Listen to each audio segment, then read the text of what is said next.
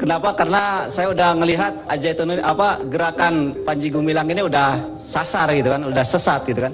Saya melihat ada kebohongan dari Majelis Ulama Indonesia. Kenapa? Itulah NI, Pak. Otaknya yang dicuci itu. Sudah berapa nih korban ini? Ternyata korban-korban ini terkait dengan pesantren Al-Zaitun. Lalu dari situ kami membuat buku terkait dengan NI KW9 dan pesantren Al-Zaitun. Tapi sayangnya Assalamualaikum warahmatullahi wabarakatuh. Kembali ke Albai. Awas, perangkap iblis.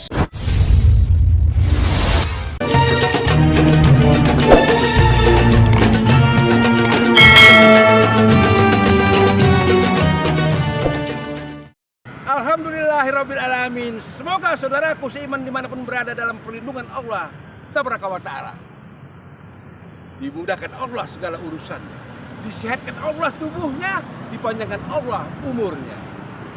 Hari ini saya melihat video Gus Islah Barawi yang selalu memfitnah Salafi Wahabi teroris. Gus Islah, kita kenal lah, tapi saya kaget, saya terkejut bagaimana sikapnya kepada Al-Zaitun. Yuk kita dengarkan apa komentar Islah Barawi. Saya, ini aliran politik. Al-Zaitun ini pernah dipakai oleh Orde Baru untuk mengimbangi berbagai bandul-bandul politik yang terjadi. Makanya yang melindungi mereka ini adalah jenderal-jenderal dan para politisi yang menjadi warisan Orde Baru. Ini yang menjadi penguat mereka. Surat izinnya di Kemenak juga udah mau habis. Kita semua mendesak kepada Kemenak, jangan perpanjang ini. Nggak bener ini. Mereka ini pernah tergabung dalam negara Islam Indonesia yang ingin mengkhianati Pancasila, tapi sekarang mereka bertakiyah pura-pura Pancasilais. Kadang-kadang mereka pura-pura NU, kadang-kadang mendadak Muhammadiyah. Mereka bertakiyah semua. Saya juga ikut mendorong kalau negara dan pemerintah ingin membubarkan Al-Zaitun, bubarkan, Pak. Kasus-kasus tanah banyak sudah terbukti. Mereka nyerobot tanah-tanah rakyat untuk dijadikan atas nama pondok pesantren. Nanti akan ada yang bersaksi soal itu, mantan pengurus Al-Zaitun. Nanti lihat di TV dalam 1 minggu ke depan. Bagaimana kemudian ada beberapa ibu-ibu yang melaporkan kiainya karena dia seringkali dilecehkan secara seksual. Ini saya ungkapkan di sini karena direkam. Biar pemerintah tergerak, negara ini harus hadir, Pak. Kalau untuk yang begini-beginian ini, kelompok-kelompok radikal kayak gini, harus ada kehadiran negara. Kita menjaga NU supaya tidak radikal aja sudah setengah mati kok. Nah, ini kemudian yang diperlukan kehadiran negara di situ. Negara nggak hadir, selesai, Pak. Kita menjadi negara autopilot. Kita pilotnya nggak ada, tapi pakai komputer aja. Nah, ini yang kemudian saya sayangkan dari negara yang kadang-kadang terlambat hadir. Anda koordinator solidaritas umat Islam untuk korban aliran sesat atau sikat. Apa ini maksudnya? Jadi perlu diketahui, sejak tahun 93 ketika saya statusnya sebagai mahasiswa UHAMKA, ya dulu IKIP Muhammadiyah Jakarta, itu sudah banyak korban ya di kalangan generasi muda mahasiswa. Mungkin kalau saat itu saja sudah diledakkan, sebenarnya nggak perlu harus 15 tahun booming di media. Ini korban 92 maksudnya. 93 itu sudah luar biasa di kampus-kampus. Korban maksudnya ini apa? Korban mahasiswa yang drop out, nipu orang tuanya, mencuri, bahkan mengorganisir pembantu rumah tangga baru 2-3 hari kerja sudah mencuri. Itu hal yang biasa di era-era saat itu. Cuman saat itu mereka masih takut, sangat takut karena TNI saat itu kan masih berkuasa. Jadi banyak sekali yang ditangkap oleh Koramil, Kodim. Tapi setelah reformasi ini semakin merajalela. Nah, cuman persoalannya kan ini menjadi hal yang agak sulit ya, karena masyarakat tidak tahu. Justru itu kami kemudian membuat semacam solidaritas paguyuban keluarga korban. Lalu dari situ kami membuat testimoni. Ternyata korban-korban ini terkait dengan pesantren Al-Zaitun. Lalu dari situ kami membuat buku terkait dengan NI, KW9 dan Pesantren Al-Zaitun. Tapi sayangnya buku yang kami buat saat itu ya oleh pimpinan intelijen saat itu dianggap buku itu adalah buku iblis. Ya. Pimpinannya Jenderal Endro Priyono. Iya betul.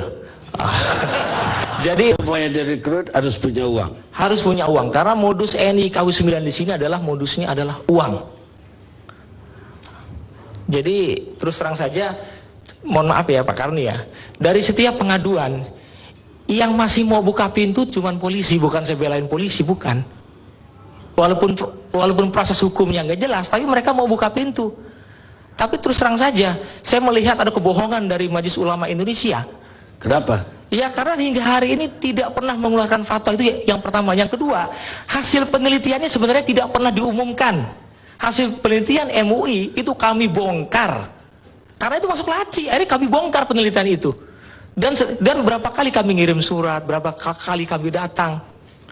Karena maaf ya, dalam urusan Ahmadiyah, Lia Eden mereka semangat, tapi dalam urusan yang menyangkut NKRI ini harga mati. Saya pikir Pak Hendro juga harus paham itu. Ini Ya, NKRI ini Pak.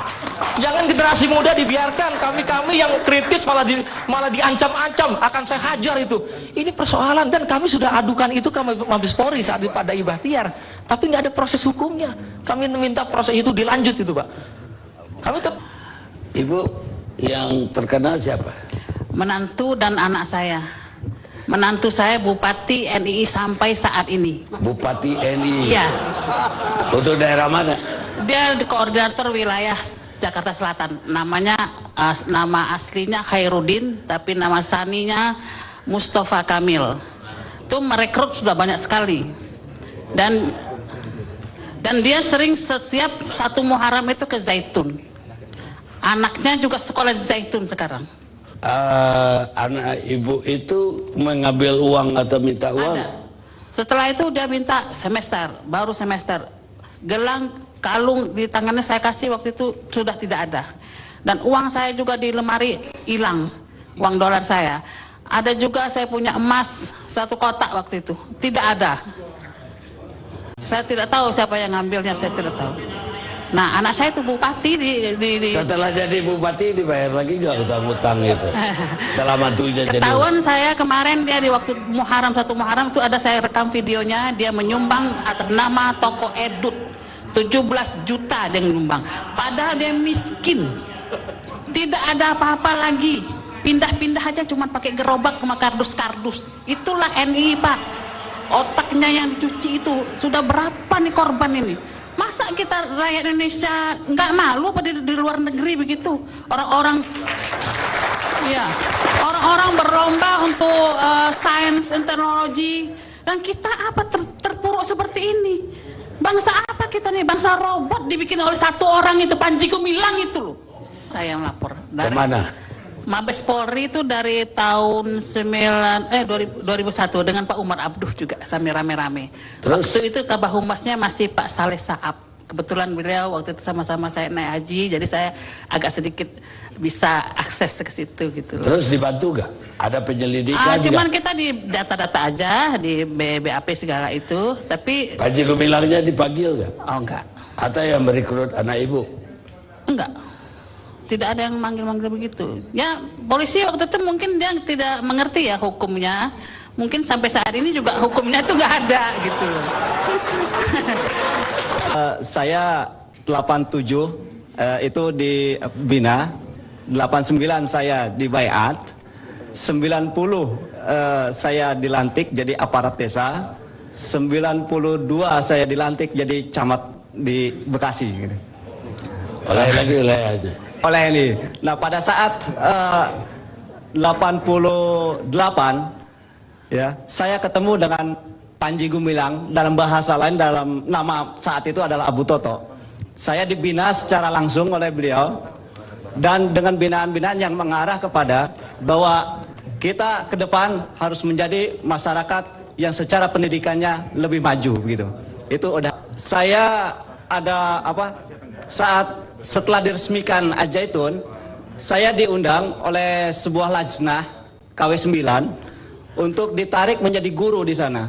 mudaris di sana. Anda jadi guru? Cuma tidak, saya tidak ditarik jadi guru di sana, cuma saya tetap di teritorial gitu Pak. Di teritorial Bekasi? Di Bekasi. Sekali berapa waktu Anda ke Zaitun?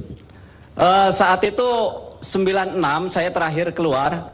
Kenapa? Karena saya udah ngelihat Zaitun gerakan Panji Gumilang ini udah sasar gitu kan, udah sesat gitu kan. Kok bisa ada tiba-tiba sadar begitu sekian lama? Ya ternyata nih satu hal lagi Pak Karni, ya saya nih udah habis harta saya. Kenapa? Karena saat itu ya Panji Gumilang atas nama negara Islam Indonesia itu minjam uang kepada rakyatnya, pinjamkan gitu kan, dengan jaminan 5 tahun itu akan balik, masalahnya begitu. Ada ya sampai setahun saya itu. Setahun saya dicari begitu kan.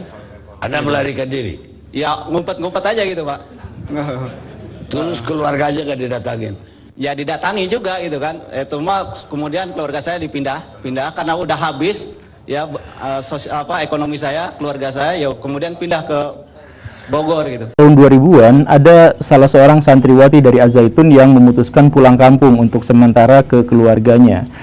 Keluarganya mengira bahwa sikap anak ini menjadi agak lain, agak berbeda, agak menjauh dan tidak seriang seperti sebelumnya, sebelum masuk ke Az-Zaitun. Tapi mereka mengira bahwa kepulangan itulah yang menyebabkan ini tidak berlaku seperti seharusnya. Jadi mungkin ini kelelahan atau mungkin ini kebingungan karena sudah 3 tahun ada di Az-Zaitun. Jadi mereka tolerir saja itu. Tetapi ada sebuah tragedi di hari berikutnya, keesokan harinya.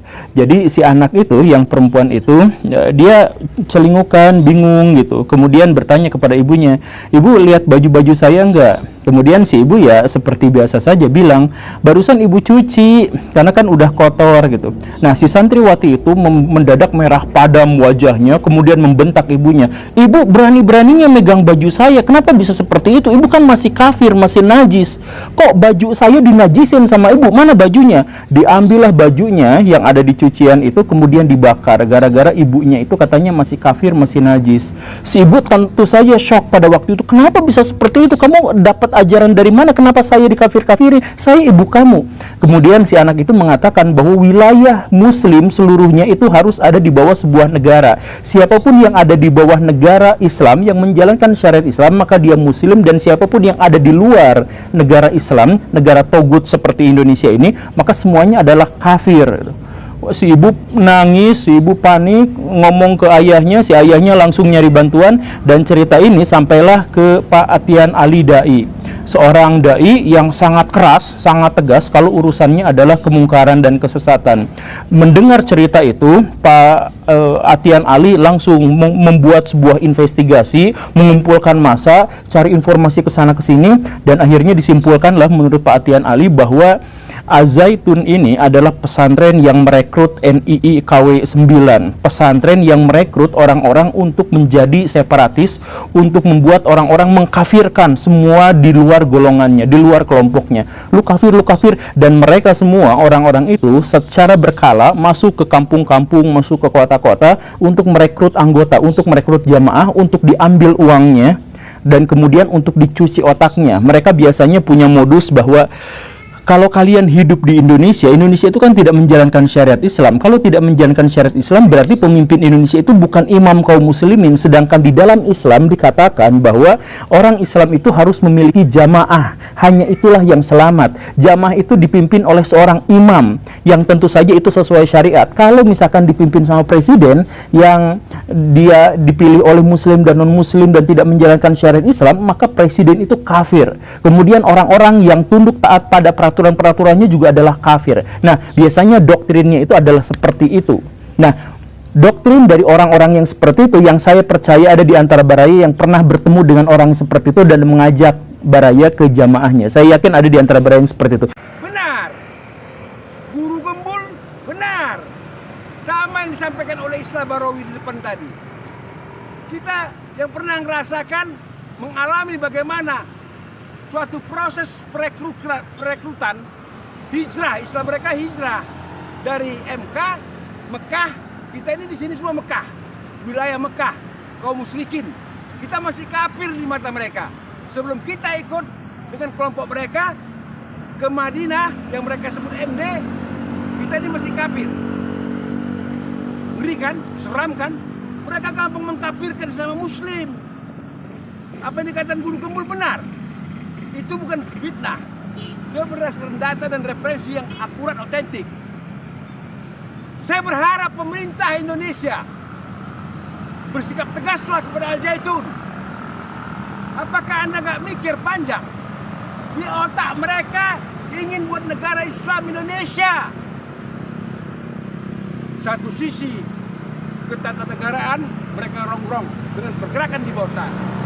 Di sisi lain masalah akidah. Akidah, bagaimana beragama, berislam yang benar.